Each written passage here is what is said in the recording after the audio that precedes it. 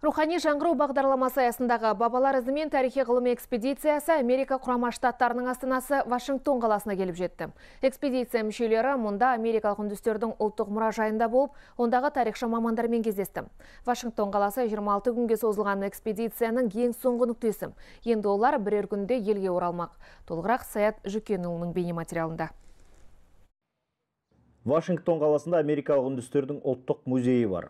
4 қабат ғимаратта орын тепкен мұражай қаланың қақ ортасында Капитолийдің тура жанында орналасқан. Мұнда үндістерге қатысты көптеген мәлімет бар.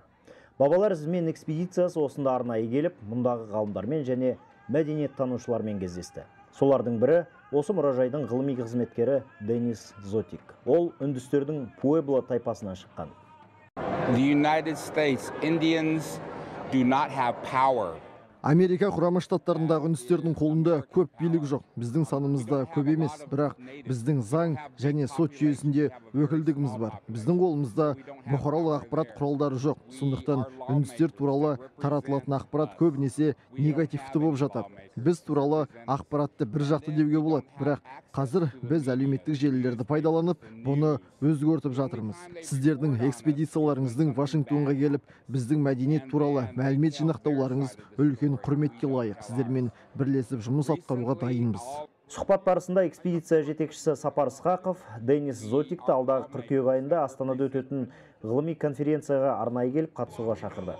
Америкалық ғалым шақыруды қуана қабыл ететінін айтып, Қазақстанға сапар шегуге дайын екенін жеткізді.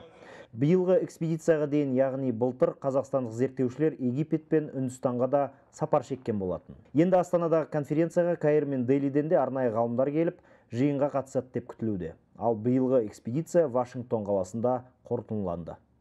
10 күн осы Америка құрама штаттарының жерінде болғанда біз көп мәлімет жинадық. Оның бәрін әрине біз барғаннан кейін бір мынадай ғылыми конференцияда талқылайтын боламыз, айтатын боламыз. Деректі фильмдерде оны көрсететін боламыз.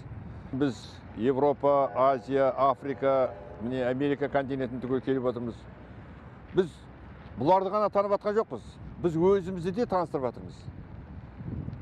Азия елінде қазақ деген ұлт бар екен, қазақ деген халық бар екен, Қазақстан деген ел бар екен. Енді бұл біздің президентіміз бастаған рухани жаңғыру программасының бір бөлігі, соған қосып атқан үлесіміз деп түсінуге болады.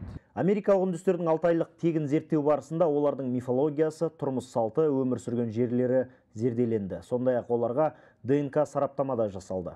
Енді алдағы уақытта Хьюстон қаласындағы ДНК орталықта осы сынамалардың нәтижесі шықпақ. Және келешекте Қазақ ТВ арнасынан осы сапардың қорытындысы бойынша деректі фильмдерде жарық көретін болады. Бір сөзбен айтқанда, бабалар ізімен кешенді зерттеу жұмысы атқарылды. Бабалар ізімен экспедициясы 31 наурыздан 26 сәуірге дейін тура 26 күнге созылды. Осы уақыт аралығында біз 4 мемлекетті басып өттік, яғни Оңтүстік Корея, Қытай, Жапония және Америка құрама штаттары. Сапар барысында біздің ата-бабаларымызға қатысты тың деректер зерттеліп, және үндістердің 6 айлық тегіне қатысты жаңа мәліметтер жинақталды. Осы уақыт аралығында мыңдаған шақырым жол жүріліп, ғалымдармен кездестік. Енді келешекте осы зерттеулер қазақстандық ғалымдардың тың ізденістеріне негіз болады деген үміт бар. Саят Жүкенұлы, Ринат Садыров, арнайы хабар 24 үшін Вашингтоннан.